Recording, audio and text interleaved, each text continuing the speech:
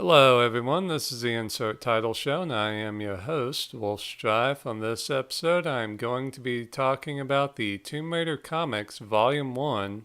This was released 2016 to coincide with the 20th anniversary of Tomb Raider being around. And I have to say, it's a hell of a good volume. Most of the stories are written by Dan Jurgens, and he does an okay job. I mean, most of the stories are kind of silly and over the top. Like, one story that stands out to me is when Laura Croft and her roommate from college and her ex boyfriend Chase Carver go back in time to the age of the dinosaurs and they have to fight Morgan Le Fay from the Arthurian legend and stuff. Yeah, basically, I think Merlin tried to keep Morgan Le Fay from getting one of his magical crystals or whatever, so he kind of tore open a time portal and threw it into the past, and it just so happened that his crystal went to the time of the dinosaurs, so Morgan Le Fay had to go back in time to try and get it, and basically, Lara Croft ends up in a gunfight against Morgan Le Fay, surrounded by dinosaurs and like evil cavemen and shit. I mean, it's just over the top and just crazy, but I mean, it's kind of fun. But yeah, where the comics really shine is the artwork, mainly the artist Andy Park. I really, really love his work. I mean, yeah, it's just his style and the way he makes Lara Croft look and stuff. I mean, it's just great.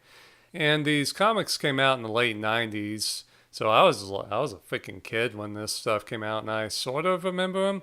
But when I was flipping through it, I definitely remembered these comics. Like it was very nostalgic for me seeing this stuff. And what really stood out to me was Andy Park's artwork. I mean, just that style of comic illustration and stuff definitely reminded me of the late 90s. So that was really cool. And I just like his artwork. Like he makes Lara Croft sexy, but he also makes her physique realistic and believable. Like, yeah, I could see her doing this stuff. So he just really understood the character, I think, and just did a really, really good job drawing her and properly representing the video game character in comic form. So, yeah, I really like his artwork, and the guy characters look cool, the guns look cool, the scenery, the locations, the water, the fire. I mean, everything just looks cool. And it definitely helps that this is a very well put together volume.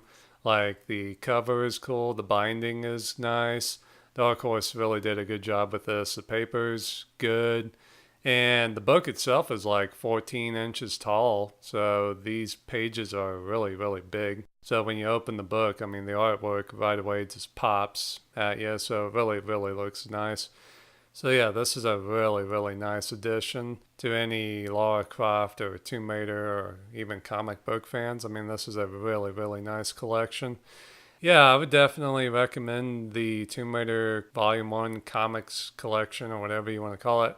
I don't really want to call it a graphic novel because it doesn't really seem like one, but I guess it kind of is. But it's a very nice collection of the Tomb Raider comics from the late 90s.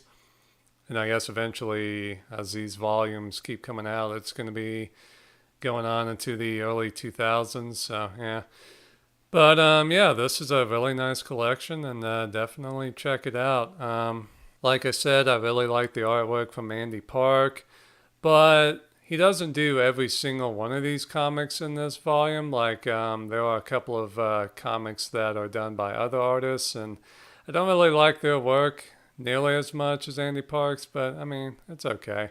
But yeah, the Andy Parks stuff is great, and Dan Jurgens does a pretty good job. I mean, like I said, some of his stories are a little ridiculous, but I like the characters that he creates. Like Chase Carver, I liked a lot. He was a really cool, funny character who could kind of bug Lara Croft and also kind of tug at her heart a little bit here and there. So, yeah, I like that dynamic, and it's just a cool collection. I mean, it definitely is nostalgic for me because I grew up when Tomb Raider and Lara Croft were just the biggest thing in the world. So it was kind of cool taking a look back at that time period and seeing why it was such a big deal. Because, I mean, Lara Croft and Tomb Raider deserve to be as big as they were and still are to this day. So, yeah.